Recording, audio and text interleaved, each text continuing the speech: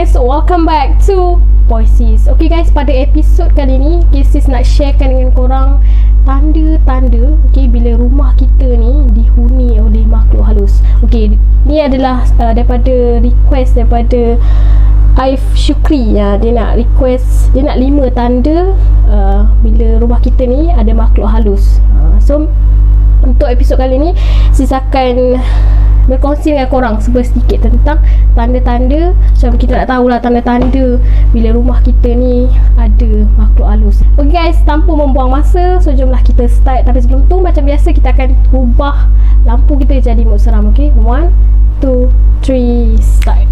Okay guys, sis percaya mesti kita semua ni kan akan rasa tak selesa bila dekat rumah kita ni ada orang ketiga yang menumpang. Allahu Akbar. Allahu Akbar.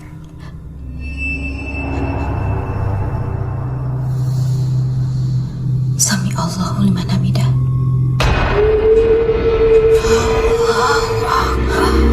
Kalau orang ketiga tu guys, manusia yang boleh dilihat dengan mata kasar, sis rasa mungkin lagi lah kan. Tapi cuba korang imagine, cuba korang bayangkan macam mana pula orang yang menumpang rumah kita tu tak dapat kita lihat dengan mata kasar kita ni, which is makhluk halus.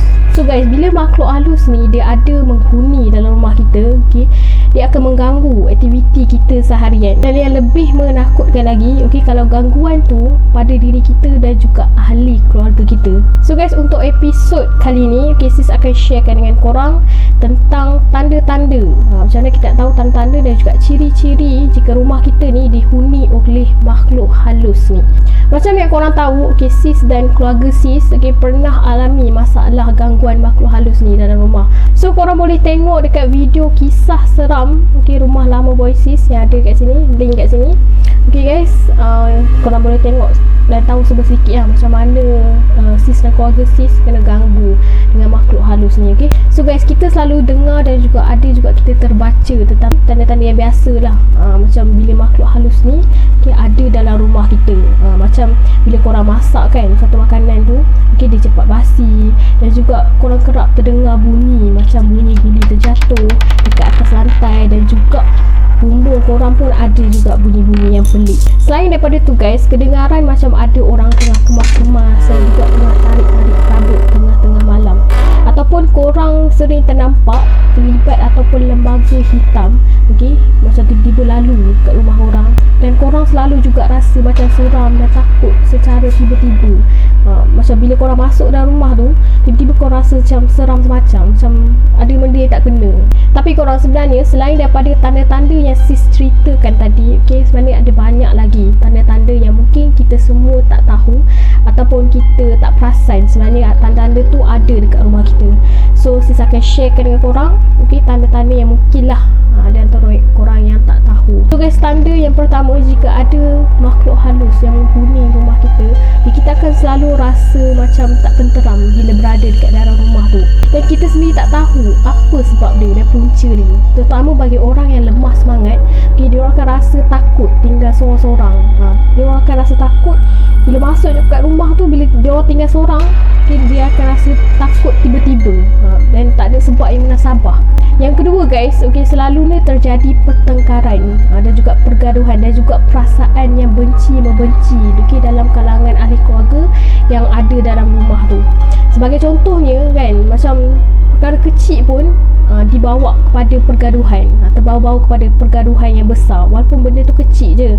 Selalu berlaku pertengkaran mungkin antara suami isteri, lepas tu adik-beradik dan sebagainya. So mungkinlah tu adalah salah satu tanda makhluk halus ni dia menghuni rumah kita. Yang ketiga guys, bila makhluk halus ni menghuni rumah kita, selalu juga akan ada orang yang sakit dalam rumah kita ni, sama ada orang yang sama ataupun orang yang berlainan. Tak kira lah dari golongan tua, golongan dewasa dan juga golongan kanak-kanak. Dan mungkinlah penyakit yang diorang alami ni dikaitkan dengan gangguan jin tadi. Yang keempat guys, rumah kita ni akan cepat berhantu, macam cepat dihuni oleh makhluk-makhluk makhluk halus ni bila ditinggalkan kosong, seperti macam ada bunyi-bunyi pelik kan, dan juga macam ada penghuni, walaupun rumah kita tu kan kita tinggalkan kosong, tapi tiba-tiba macam ada orang yang menghuni rumah tu. Selain daripada itu guys, akan ada macam jelmaan jin secara jelas ataupun bayangan seperti dekat tingkap. So sebagai contohnya, contoh dia korang tengah balik kampung kan, waktu tu tengah balik kampung, tinggallah rumah tu kan dalam beberapa hari, tapi jiran korang yang kat sebelah rumah tu boleh nampak macam ada orang dekat rumah korang tu, dan mungkin itu adalah salah satu tanda kan makhluk halus tu memang ada dalam rumah kita. Mungkin kita sendiri tak perasan benda tu, tapi orang dekat sebelah rumah tu macam perasan, macam ada orang lah kat rumah tu, padahal tuan pemilik dia dah balik kampung kan, tak ada orang dekat rumah tu. Yang kelima guys, rumah kita tu akan ada suara berbisik-bisik dan berbual-bual, dan juga ada bunyi benda-benda asing, macam bunyi pintu terbuka dan terbuka sendiri. Lepas tu bunyi-bunyi orang melangkah, terutamanya waktu tengah malam. Sebagai contohnya kan, korang tengah duduk dekat bilik ni kan, bilik dekat rumah korang tu adalah dalam beberapa bilik kan. Kalau rumah jenis teres tu adalah dalam 2-3 bilik. Korang tinggal seorang dekat dalam rumah tu, korang duduk dalam bilik, tapi tiba-tiba korang macam dengar something dekat depan. Korang dengar macam ada orang berbual, ada orang berbisik-bisik macam tengah ada orang yang ramai dekat dalam rumah korang tu. So mungkin tu salah satu tandanya rumah korang tu dihuni oleh makhluk halus ni tadi. Guys, yang keenam, akan ada bahagian tertentu dekat sudut rumah kita yang tertentu akan terasa macam panas, dan juga ada bau-bauan yang busuk kan, dan juga pelik yang kita tak tahu punca dia dari mana guys. Macam contohnya kat rumah korang kan, tiba-tiba kat satu ruang ni korang rasa macam rimas, macam panas macam tu. So mungkin dekat situ kan ada dihuni oleh makhluk gaib ni tadi. Yang seterusnya guys, tanda rumah kita ni dihuni oleh makhluk gaib ni juga bila dalam rumah kita ni terdapat macam tempat simpanan benda-benda sihir, macam tangkal, senjata lama, batu, kayu, cincin dan sebagainya, yang didampingi oleh jin ni tadi. Kalau kat rumah korang tu ada kan, kalau kita kan masyarakat Melayu zaman-zaman dulu kan, ada simpan keris lah kan, simpan benda-benda tangkal ni kan, itu pun akan menyebabkan rumah korang ni dihuni oleh makhluk-makhluk gaib ni tadi. So better korang janganlah simpan benda-benda yang macam ni kan, sebab dia akan mengundang benda tu datang dalam rumah kita. Selain daripada tu guys, kita juga akan nampak kadang-kadang bilik yang terkunci kan, bilik yang terkunci dan tak ada orang dah tu, tiba-tiba je terang menerang macam ada orang dalam bilik tu. Dan juga terdapat suara ataupun bunyi pelik dari ruangan bilik tu. Contohnya dekat dalam rumah korang tu, korang biarkan satu bilik tu kosong, bilik tu tak ada orang, tiba-tiba je bilik tu korang nampak, pasal daripada luar korang nampak macam tiba cahaya, macam ada orang dalam bilik tu.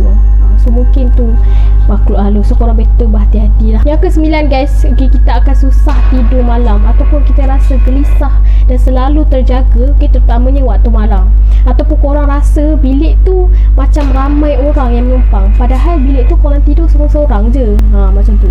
Yang ke-10 guys, kita juga akan sukar dan juga malas nak melaksanakan ibadat dan perintah Allah SWT ni, macam solat dan juga membaca Al-Quran kan. Bila kita nak buat je benda-benda ibadat ni, kita rasa berat kan, kita rasa macam malas sangat. So mungkin itu adalah tanda-tandanya kat rumah korang tu mungkin dihuni. Tapi janganlah korang malas kali dua tu terus korang expect ada makhluk halus. Mungkin kadang-kadang kita sendiri yang malas kan. So guys, secara kesimpulannya, jika ada tanda-tanda makhluk halus ni dalam rumah korang, sebaik-baiknya lah kita ni perbaikilah solat kita, dan juga selalulah mengalunkan bacaan-bacaan ayat suci Al-Quran dalam rumah kita. Dan kalau korang rasa benda tu makin teruk kan, macam dia dah mengganggu aktiviti korang seharian, so korang bolehlah pergi ke perubatan Islam untuk korang ajukan masalah korang pada mereka. So guys, tu sahajalah serba sedikit informasi yang dapat sis kumpulkan dan sis kongsikan pada korang. So sis harap perkongsian ni dapatlah memberi manfaat dan juga pengetahuan serba sedikit pada kita semua. Semoga kita ni terhindar daripada gangguan-gangguan makhluk halus ni kat rumah kita. Okay guys, jangan lupa tekan button like, comment, like dan subscribe. Okay, dan jangan lupa ikuti Instagram Voices yang ada dekat sini. So guys, kalau korang ada apa-apa cerita ataupun tajuk atau topik yang nak sis ceritakan dalam channel Voices ni, so korang boleh drop dekat komen di bawah, ataupun korang nak DM Voices di Instagram pun boleh. Okay, so guys, episod sampai di sini saja. Okay, jumpa korang untuk next episod yang lagi menarik. So saya sis, assalamualaikum.